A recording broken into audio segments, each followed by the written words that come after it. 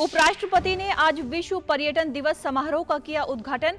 कहा कि पर्यटन का अर्थव्यवस्था पर पड़ता है व्यापक प्रभाव और विकास व वैश्विक सद्भाव को बढ़ावा देने के लिए पर्यटन की अहम भूमिका।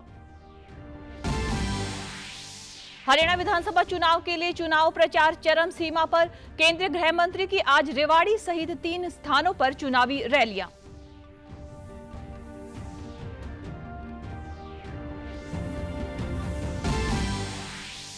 और पंजाब में आज से पंचायत चुनावों के लिए नामांकन पत्र भरने की प्रक्रिया शुरू। 13,237 पंचायतों के लिए होना है नामांकन। नमस्कार, चंडीगढ़ से आपका स्वागत है। मैं हूं पायल। अब समाचार विस्तार से। विश्व पर्यटन दिवस आज पूरी दुनिया में मनाया जा रहा है।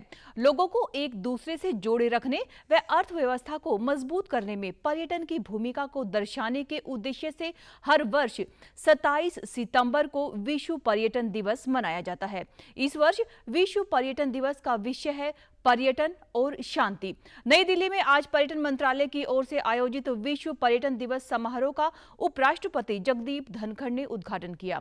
उन्होंने अपने संबोधन में कहा कि पर्यटन का अर्थव्यवस्था पर व्यापक प्रभाव पड़ता है और विकास के साथ साथ वैश्विक सद्भाव को बढ़ावा देने के लिए पर्यटन एक अहम भूमिका निभा सकता है। उन्होंने यह भी कहा कि पर्यटन के क्षेत्र में बहुत अच्छे दिन आने वाले हैं। And it is very significant for the entire planet because it connects those bonds of humanity which are much needed at the moment. My greetings. This is an event to celebrate the profound impact of tourism on global economic development, social progress and cultural exchange. Friends, these are just not words. You realize them on the ground. They are reflected tangibly. Economic development is intertwined with the tourist industry, with tourism. पर्यटन मंत्रालय के अनुसार विख्यात और दीर्घकालीन पर्यटन समय की मांग है। विश्व में शांति और समृद्धि के लिए पर्यटन के क्षेत्र में ग्रामीणों, महिलाओं, युवाओं और स्थानीय समुदायों की विशेष भागीदारी अहम है। विश्व पर्यटन दिवस के अवसर पर देश भर में अनेक कार्यक्रम करवाए जा रहे हैं। केंद्र शासित प्रदेश चंडीगढ़ में भी आज से 29 सितंबर तक विश्व पर्यटन दिवस मनाया जा रहा है। सिडको की ओर से अपने होटलों में मेहमानों के लिए कई तरह के ऑफर और छूट देने की घोषणाएं भी की गई हैं। हरियाणा विधानसभा चुनाव के लिए चुनाव प्रचार चरम सीमा पर है। सभी राजनीतिक पार्टियों और दलों के नेताओं की ओर से चुनाव प्रचार में पूरी ताकत झोंक दी गई है। केंद्रीय गृह मंत्री अमित शाह ने आज हरियाणा में चुनाव प्रचार के तहत रेवाड़ी में चुनावी जनसभा को संबोधित करते हुए अमित शाह ने कहा कि प्रधानमंत्री के फैसले के अनुसार जो अग्निवीर अपनी सेवा पूरी करके प्रदेश में आएंगे, उन्हें पक्की नौकरी देने का काम किया जाएगा। उन्होंने कहा कि भाजपा ने हरियाणा में भ्रष्टाचार को समाप्त करने का काम किया है और उन्होंने कांग्रेस पार्टी पर किसानों के नाम पर झूठ बोलने का आरोप भी लगाया है। आपके बीच में वादा कर कर जाता हूं, हरियाणा का एक भी अग्निवीर पेंशन वाली नौकरी के बगैर नहीं रहेगा। ये भारतीय जनता पार्टी मिलकर जितने भी अग्निवीर आएंगे वो सभी को पक्की पेंशन वाली सरकारी नौकरी देने का नरेंद्र मोदी जी का निर्णय है। कांग्रेस की सरकारें थी, कट, कमीशन और करप्शन से चलती थी। डीलर, दलाल और दामादों का राज चलता था। भाजपा, कांग्रेस, इनेलो, जेजेपी, आप सहित अन्य पार्टियों के प्रत्याशियों व निष्पक्ष प्रत्याशियों की ओर से प्रचार जारी है। उधर कांग्रेस के नेता राहुल गांधी ने कल असंध विधानसभा क्षेत्र से हरियाणा में प्रचार अभियान के तहत रैली को संबोधित करते हुए प्रदेश की भाजपा सरकार की आलोचना की। उन्होंने भाजपा पर रोजगार के साधनों को खत्म करने का आरोप भी लगाया। उन्होंने कांग्रेस की गारंटियों का जिक्र करते हुए कहा कि जातिगत जनगणना जरूरी है क्योंकि देश की 90% आबादी के लिए पर्याप्त साधन ही नहीं है। उन्होंने हरियाणा में कांग्रेस की बहुत बड़े बहुमत से जीत की उम्मीद जताई। सिस्टम है उसको खत्म किया है। वो जो युवा अमेरिका गए हैं, छोटे से घर में 20-25 एक कमरे में रह रहे हैं, वो 10 साल के लिए वापस नहीं आ सकता। तो बच्चे चिल्ला रहे हैं, माताएं चिल्ला रही हैं, पूरा परिवार चिल्ला रहा है। क्यों? क्योंकि हरियाणा में रोजगार नहीं। पूर्व मुख्यमंत्री भूपेंद्र सिंह हुड्डा और कांग्रेस नेत्री कुमारी शैलजा सहित अन्य कांग्रेस नेता राहुल गांधी के साथ मंच पर दिखाई दिए।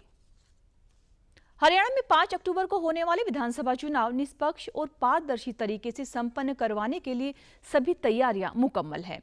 राज्य के मुख्य निर्वाचन अधिकारी पंकज अग्रवाल ने कहा है कि भारत निर्वाचन आयोग द्वारा जारी दिशा निर्देशों के साथ साथ आदर्श आचार संहिता की अनुपालना सुनिश्चित की जा रही है। आयोग द्वारा हरियाणा में विभिन्न एजेंसियों के माध्यम से अवैध शराब, मादक पदार्थ व नगद राशि के मूवमेंट पर कड़ी नजर बनाई हुई है।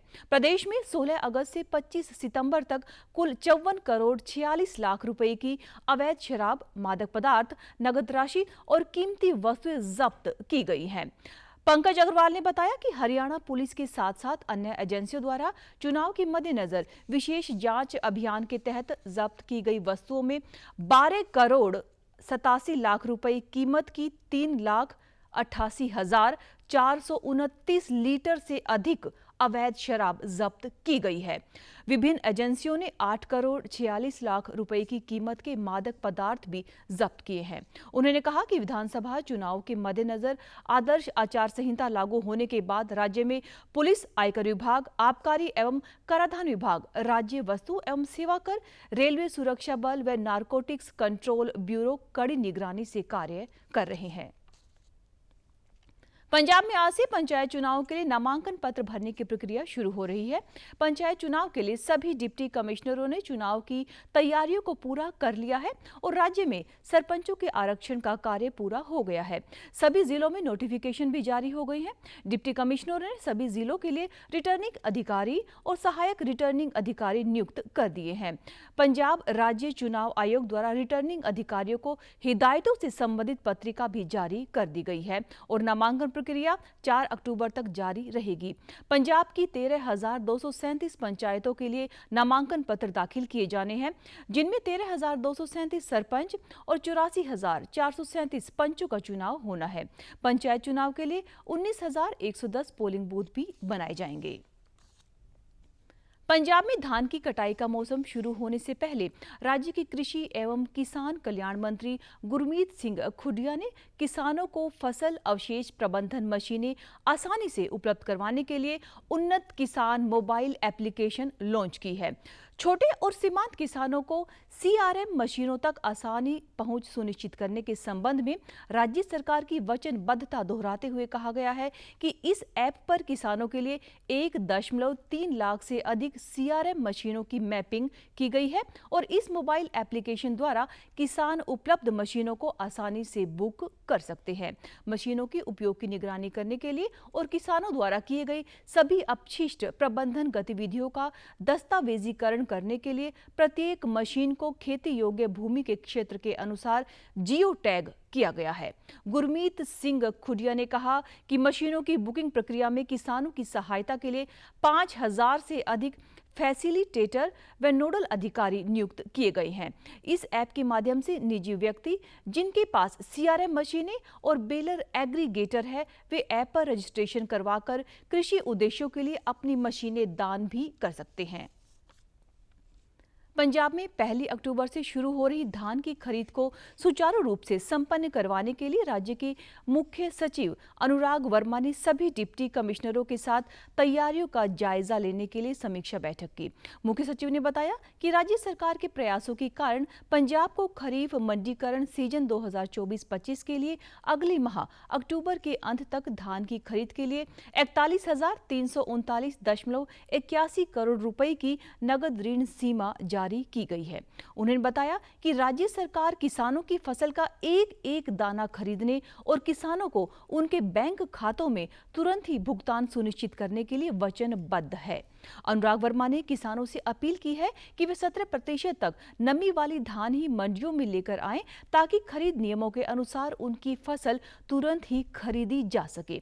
उन्होंने सभी डिप्टी कमिश्नरों को मंडियों में किसानों के लिए आवश्यक बुनियादी सुविधाओं की व्यवस्था करने के निर्देश भी दिए हैं और नियमों के अनुसार शाम 6 बजे से सुबह 10 बजे तक धान की कटाई के लिए कंबाइन मशीनों के इस्तेमाल पर पाबंदी के आदेशों का सख्ती से पालन करवाने की हिदायतें भी दी हैं। पंजाब सरकार द्वारा छात्रों की सुविधा और स्कूल ड्रॉप आउट को कम करने के उद्देश्य से सरकारी स्कूलों के लिए शुरू की गई बस सेवा ने सरकारी स्कूलों के छात्रों के जीवन में सकारात्मक परिवर्तन किया है।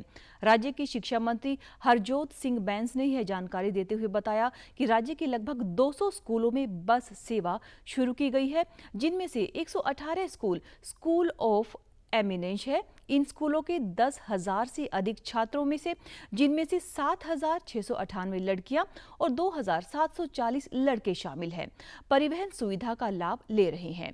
कैबिनेट मंत्री ने बताया कि राज्य की 4,000 से अधिक छात्राएं 10 से 20 किलोमीटर की दूरी तय करके और 1,000 से अधिक छात्राएं 20 किलोमीटर से भी अधिक दूरी तय करके इस सुविधा का लाभ ले रही हैं। उन्होंने कहा कि इस सुविधा से छात्रों के पढ़ाई के बीच में ही स्कूल छोड़ने की प्रवृत्ति में भी कमी आएगी। केंद्र सरकार ने श्रमिकों, विशेषकर असंगठित क्षेत्र के कामगारों को सहायता देने के उद्देश्य से परिवर्तनशील महंगाई भत्ते में संशोधन करके न्यूनतम वेतन दर में बढ़ोतरी करने की घोषणा की है। नई वेतन दरें अगले महीने 1 अक्टूबर से लागू होंगी। न्यूनतम वेतन दरों को अकुशल, अर्धकुशल, कुशल और अत्यधिक कौशल स्तरों के आधार पर वर्गीकृत किया गया है। इस वर्गीकरण में भौगोलिक क्षेत्रों ए, बी और सी के आधार पर बांटा जाता है। इस संशोधन के बाद अकुशल कार्य क्षेत्रों जैसे कि निर्माण, सफाई, स्वच्छता और माल लादने और उतारने में श्रमिकों के लिए क्षेत्र ए में न्यूनतम मजदूरी दर 783 रुपये प्रतिदिन होगी। अर्ध कुशल क्षेत्र के कामगारों के लिए 868 रुपये प्रतिदिन न्यूनतम मजदूरी दर होगी। इसके अलावा कुशल कर्मी, लिपिक और बिना हथियार वाले चौकीदार या प्रहरी के लिए प्रतिदिन 954 रुपये दिए जाएंगे।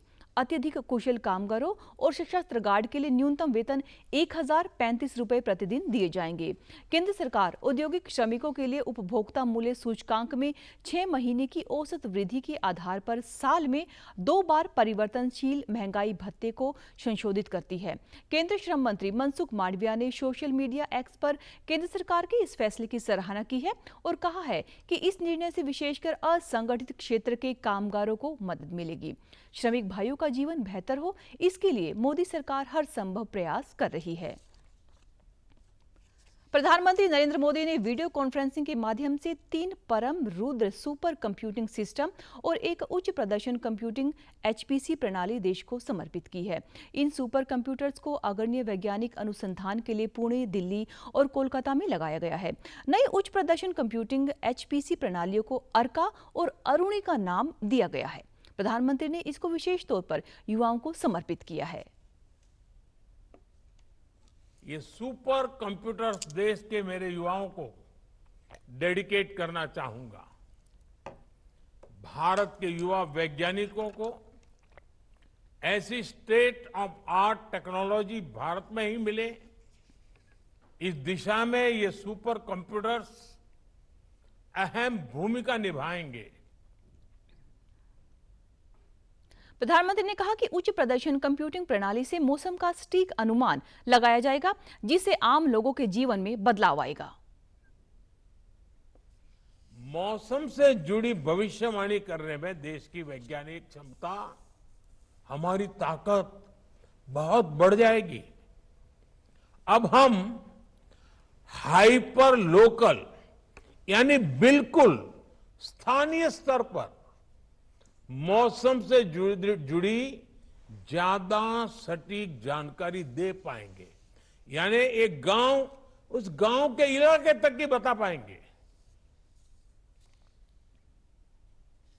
प्रधानमंत्री ने कहा कि नया भारत वैज्ञानिक अनुसंधानों से मानवता की सेवा के लिए प्रतिबद्ध है और अनुसंधान से आत्मनिर्भरता हमारा मंत्र है। उन्होंने कहा कि 21वीं सदी का भारत विज्ञान, प्रौद्योगिकी और अनुसंधान को प्राथमिकता देकर कैसे आगे बढ़ रहा है। प्रधानमंत्री ने कहा कि ऐसा कोई भी क्षेत्र नहीं है जो कि सीधे प्रौद्योगिकी और कंप्यूटिंग क्षमताओं पर निर्भर नहीं है और इसमें भारत की हिस्सेदारी बीट्स और बाइट्स में नहीं बल्कि टेराबाइट्स और पेटाबाइट्स में होनी चाहिए। उन्होंने कहा कि यह उपलब्धि साबित करती है कि देश सही दिशा में सही गति से आगे बढ़ रहा है। यह सेक्टर इंडस्ट्री क्षेत्र में भारत की सफलता का सबसे बड़ा आधार है। और आप हमारे समाचार YouTube channel DD news Chandigarh, Facebook DD news Chandigarh और social media X DD news CHD पर भी देख सकते हैं। इसी के साथ चंडीगढ़ से समाचारों का सिलसिला समाप्त होता है। नमस्कार।